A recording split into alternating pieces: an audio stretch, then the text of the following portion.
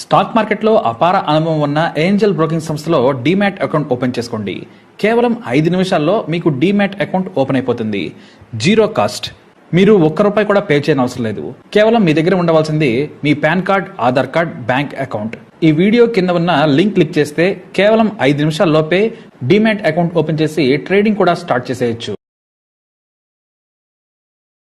తిరుమల చరిత్రలోనే తీవ్ర విషాదం అందరినీ కలిచివేసింది.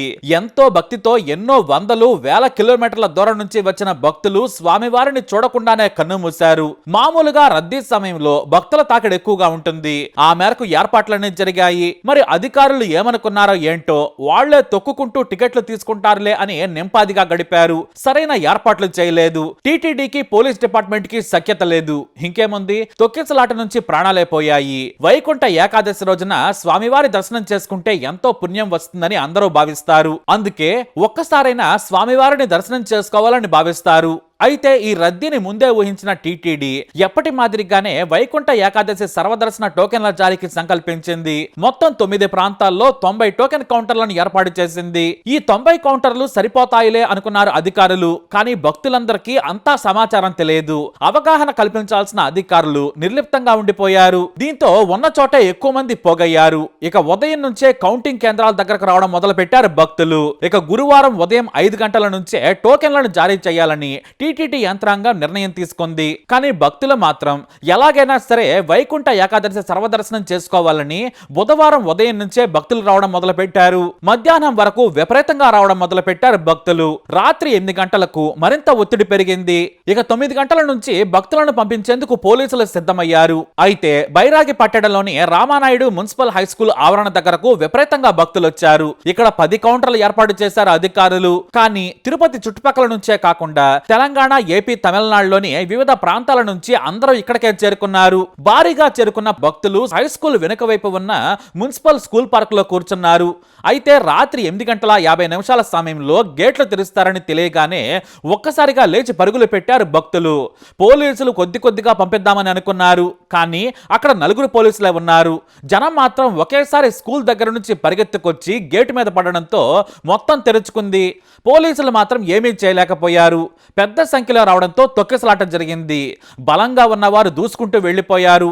పట్టు జారిన వారు, తోపులాట్లో కింద పడిన వారి పరిస్థితి దారుణంగా మారింది. కొంతమంది భక్తులు కింద పడిపోయారు. వెంటనే పోలీసులు వచ్చి వారిని కాపాడే ప్రయత్నం చేశారు. కొద్దిమంది పోలీసులే అయినా కూడా వారిని కంట్రోల్ చేసేందుకు బలగం వారిని ఆపే ప్రయత్నం చేశారు. కానీ ఎక్కువ మంది కావడంతో వారి వల్ల కాలేదు పాపం.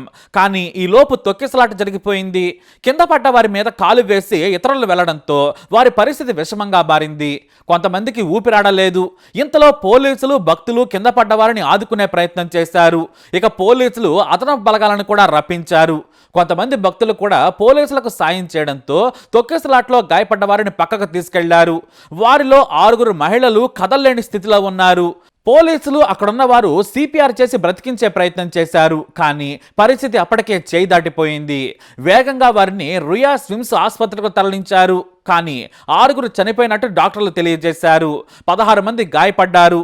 అయితే విచారణ చేయగా తేలిందేంటంటే తొక్కిసలాటలో ఓ మహిళ గాయపడింది. తీవ్ర అస్వస్థతకు గురి కావడంతో డిఎస్పీ స్థాయి అధికారి ఆమెను కాపాడేందుకు మెయిన్ గేట్ తీశారు. కానీ భక్తులు మాత్రం దాన్ని వేరేలా అర్థం చేసుకున్నారు. అంటే టోకెన్లకు గేటు తెరిచారనుకొని ఒక్కసారిగా మీద పడ్డారు. అందుకే ఈ ప్రమాదం జరిగిందని తేలింది. కానీ ఆ అధికారి మాత్రం కావాలని తప్పు చేయలేదు. ఓ మహిళ ప్రాణం కాపాడదామనుకున్నారు. కానీ భక్తులు ఒక్కసారిగా మీదికి తోసుకొచ్చేశారు. మొత్తం 6 భక్తులు చనిపోయారు. వీరిలో 5 మహిళలే. తమిళనాడుకు చెందిన భక్తురాలు నిర్మల వైకుంఠ దర్శనం కోసం ఎన్నో ఏళ్లుగా వేచి చూసింది. కానీ ఆ స్వామివారిని చూడకుండానే చనిపోయారామె. అయితే సదరు అధికారి పక్కనే ఉన్న చిన్న గేటు ద్వారా పంపించి ఉంటే ప్రమాదం జరుగుండేది కాదు. ఏదేమైనా ఇది టీటీడీ పోలీసుల మధ్య అవగాహన లోపం. అంతకుమించి టీటీడీకి భక్తులంటే గౌరవం, మర్యాద, భయం లేకపోవడం కారణంగానే జరిగిందనే విమర్శలు వస్తున్నాయి. ఎందుకంటే ప్రతిసారి భక్తులకు టోకెన్లు ఇలా ఇష్టం వచ్చినట్లు పద్ధతి లేకుండా సినిమా టికెట్ల మాదిరిగా పంచడం పై ఆగ్రహం వ్యక్తం చేస్తున్నారు. కనీసం సినిమా టికెట్లకైనా ఆన్లైన్ ఫెసిలిటీ ఉంది. ఈ కాలంలో కూడా ఇలా ప్రజలను ఇబ్బంది పెట్టడం ఎందుకు? ప్రతి మొబైల్ నంబర్కు ఓటీపీ పంపి టోకెన్లను ఆన్లైన్లో ఇవ్వచ్చు కదా అనే విమర్శలు వస్తున్నాయి. ఎందుకంటే తెలియని వారు కూడా తెలిసిన వారి ద్వారా ఆన్లైన్లో పనులు చేయించుకుంటున్నారు ఈ రోజుల్లో. ఇప్పుడు అన్ని ఆన్లైన్లోనే జరుగుతున్నాయి. కానీ టీటీడీ మాత్రం బద్ధకంగా తయారైంది. వేల కోట్ల రూపాయలను లెక్కలేసుకోవడంతోనే సరిపోతుందనే విమర్శలు వస్తున్నాయి. ఇక భక్తుల దర్శనం నుంచి ఎంత తక్కువగా మాట్లాడుకుంటే అంత మంచిది. మరీ 8 గంటలు, ఒక్కోసారి 12 గంటల సమయం. అదే విఐపి భక్తులకైతే అలా వెళ్ళి ఇలా వచ్చేస్తారు. సామాన్యులకు కూడా ఇలానే గంట సమయం లేదా 2 గంటల లోపు దర్శనమయ్యే ఏర్పాట్లు చేయలేకపోతుంది టీటీడీ. ఆన్లైన్లో టైం స్లాట్స్ పెడితే సరికదా, అది కూడా చేసి అమలు చేయలేకపోతుంది. సామాన్య భక్తుల కష్టాన్ని దేవుడికే వదిలేశారు అధికారులు. అందుకే ఇప్పుడు ఈ పెను ప్రమాదం జరిగింది. అయితే ఏపీ సీఎం చంద్రబాబు నాయుడు వెంటనే తిరుపతికి వెళ్ళిపోయారు. బాధ్యులపై సీరియస్ అయ్యారు. వెంటనే డీఎస్పీ, టీటీడీ గోశాల డైరెక్టర్లను సస్పెండ్ చేశారు. SP Subbarayudu, TTD JEO Gautami, అలాగే విజిలెన్స్ అధికారి శ్రీధరన్ను వెంటనే బదిలీ చేసేశారు. తక్షణ విచారణకు కూడా ఆదేశించారు. అయితే ఇక్కడ టీడీపీ సానుకూల పత్రిక ఆంధ్రజ్యోతి సంచలన విషయం రాసింది. TTD chairman BR Naidu, EO Shyamala Rao మధ్య సఖ్యత లేదని సీఎం ముందే తిట్టుకున్నారని రాసుకొచ్చింది. అంతేకాదు, ఇద్దరు సీఎం చంద్రబాబు నాయుడు ముందే గొడవ పెట్టుకున్నారట. నువ్వు నాకు చెప్పి చేయడం లేదని చైర్మన్ అంటే, నువ్వు నాకు చెబుతున్నావంటూ శ్యామలరావు అన్నారట. ఇద్దరు తిట్టుకున్నారట. దీంతో ఆగ్రహం వ్యక్తం చేసిన చంద్రబాబు నాయుడు ఇద్దరిని మందలించారట. అంటే టీటీడీలో ఇలా సఖ్యత లేకుంటే సామాన్య భక్తులకు ఏం మేలు చేస్తారు, దేవుడికి సేవ ఏం చేస్తారనే విమర్శలను స్వయంగా ఆంధ్రజ్యోతి రాయడం ఇప్పుడు సంచలనంగా మారింది. అంటే టీటీడీ చైర్మన్ కు అధికారులకు మధ్య అవగాహన లేమి ఉంది. ఇటు పోలీసులతో కూడా సఖ్యత లేదు. మొత్తం మీద ఎవరికి వారు పని చేసుకుంటూ వెళ్తున్నారు. చివరకు 6 ప్రాణాలు పోయాయి. ప్రభుత్వం 25 లక్షల సాయం ప్రకటిస్తే మాత్రం ప్రాణాలు వస్తాయా? అయినా కూడా సీఎం చంద్రబాబు నాయుడు తమాషాలు చేయొద్దని హెచ్చరికలు చేశారు. అందరూ పద్ధతిగా పనిచేయాలి. మరోసారి ఇలాంటి ఘటనలతో తిరుమలకు చెడ్డపేరు తీసుకొస్తే సహించనని హెచ్చరికలు జారీ చేశారు. అయితే బైరాగి పెట్టడంలో కేంద్రం పెట్టడమే మీరు చేసిన పెద్ద తప్పని చంద్రబాబు నాయుడు అధికారులకు తలంటారు. వేల మంది వస్తే వారిని పార్కులో ఉంచి గేట్లకు తాళం వేస్తారా? గంటల కొద్దీ వేచి ఉన్న వారికి గేటు తెరవగానే వెళ్లాలనే ఆతృత ఉండదా? అందుకే తొక్కేసలాట జరిగింది. చిన్న గేటు తెరిచి అనాలోచితంగా వ్యవహరించారని బాబు సీరియస్ అయ్యారు. చివరకు విచారణకు ఆదేశించిన సీఎం టీటీడీ అధికారులతో సమావేశమై భవిష్యత్తులో ఇలాంటివి జరిగితే క్షమించనని చెప్పారు. అయితే ఓ పెద్ద తప్పు జరిగినప్పుడు మరోసారి జరగకుండా చూడాలి. కానీ హోంమంత్రి అనిత కుట్ర కోణంలో విచారణ చేస్తామని అన్నారు. అది విచారణ తర్వాత కుట్ర ఉందని చెబితే బాగుంటుంది. నిజంగా కుట్ర ఉన్నా కూడా ఇప్పుడు ప్రజలు ప్రభుత్వ ప్రకటనను తప్పుపడతారు. తమ వైఫల్యం కప్పిపుచ్చుకునేందుకు ఇలాంటి ప్రకటనలు చేస్తున్నారని భావిస్తారు. వ్యవస్థ మొత్తం మీ చేతిలోనే ఉంది. సీసీ కెమెరాలు ఉన్నాయి కాబట్టి విచారణ చేసి ఆధారాలతో మాట్లాడితే బాగుంటుంది.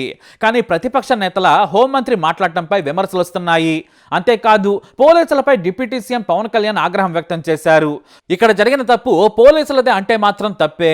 ఉన్నతాధికారులు ఎక్కువ మంది పోలీసులను ఏర్పాటు చేసి పక్కాగా టికెట్ల పంపిణీ జరిగితే ఈ అనర్థం జరిగేది కాదు.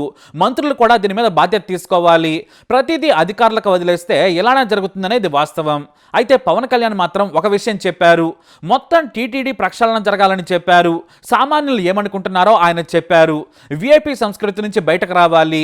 సామాన్య భక్తులకు ముందు సేవ చేయండి. గంట 2 గంటల్లో దర్శనం కలిగేలా చూడండి. ఇంకా ఎన్నాళ్లు గంటల కొద్దీ ఇలా వారిని వేధిస్తారంటూ ఆగ్రహం వ్యక్తం చేశారు. ఈవీ, ఏఈఓ బాధ్యత తీసుకోవాలి. పోలీసుల నిర్లక్ష్యం స్పష్టంగా ఉంది. తప్పు జరిగిపోయింది. అధికారులు చేసిన తప్పుకు మేం బాధ్యత వహిస్తున్నాం. మమ్మల్ని క్షమించమని పవన్ కళ్యాణ్ అన్నారు. అయితే అధికారులు పని చేయరు. మంత్రులు కూడా వారి వెంబడపడాలి. ఒక సంస్కృతికి అలవాటు పడిపోయిన అధికారుల వెంట మంత్రులు ఉంటేనే పనులు జరుగుతాయి. మనది నిర్లక్ష్యపు వ్యవస్థ. ఇలాంటి వాటికి ప్రత్యేకమైన మెకానిజం, బాధ్యులు ఉంటే ఇలా జరగదని ప్రజలు కమెంట్ చేస్తున్నారు. అయితే తెల్లవారుజామున ఇచ్చే టోకెన్ల కోసం గంటల తరబడి ఎందుకు కూర్చోబెట్టారో నాకు అర్థం కాని ప్రశ్న అంటూ ఆశ్చర్యపోయారు ఆయన. కనీసం బైరాగా పట్టెడ దగ్గర లైట్లు కూడా లేవు. క్యూ లైన్లను పకడ్బందీగా ఏర్పాటు చేయాల్సింది. ఇప్పటికైనా టీటీడీ అధికారులు మేల్కొనండి. సగటు భక్తుడు ప్రశాంతంగా దర్శనం చేసుకుని క్షేమంగా ఇంటికి వెళ్లేలా చర్యలు తీసుకోవాలని కోరారు ఆయన. అయితే కోరితే జరిగే పని కాదు ఇది. మొత్తం సీఎం, డిప్యూటీ సీఎం కూర్చొని భక్తులకు గంట నుంచి 2 గంటల లోపు దర్శనం అయ్యేలా టైం స్లాట్స్ ఆధారంగా టోకెన్లు ఆన్లైన్లో ఇచ్చి పంపితే సరిపోతుంది. అందరూ హాయిగా ఉంటారు. కనీసం స్కానింగ్ మిషన్లు పెట్టి క్యూఆర్ కోడ్లో ఉన్న టికెట్లు ఇచ్చినా కూడా సరిపోతుంది. టెక్నాలజీని వాడుకోవటం మాత్రం రావడం లేదని తేలిపోయింది. ఇదే మాటను సీఎం చంద్రబాబు నాయుడు కూడా అన్నారు. ఆధునిక పద్ధతుల్లోకి మారండి. ఇంకా ఎప్పుడు మారుతారని ఆదేశాలు జారీ చేశారు. మరి ఎప్పటికైనా సామాన్యుడికి వెంకన్న దర్శనం సులభం అయ్యేలా చేస్తారా లేదా అనేది చూడాలి. మరి చనిపోయిన వారి ఆత్మకు శాంతి కలగాలని కోరుకుందాం. ఈ వీడియో అప్డేట్స్ కోసం మై ఛానల్ ఫాలో అవ్వండి. అలాగే తప్పకుండా సబ్స్క్రైబ్ చేసుకోండి.